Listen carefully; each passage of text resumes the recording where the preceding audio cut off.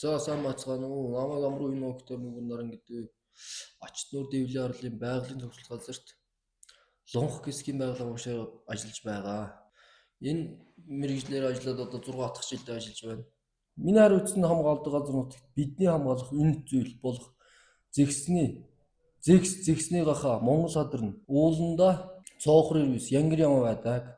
Хуралдаанд оролцох шалтгаан нь хамгаалтын захиргааны мэргэжилтэнд байгаль хамгаалагч нараас туршлага судлах, өөрийнхөө мэдлэг ур чадварыг нэмэгдүүлэх зорилгоор оролцож байгаа.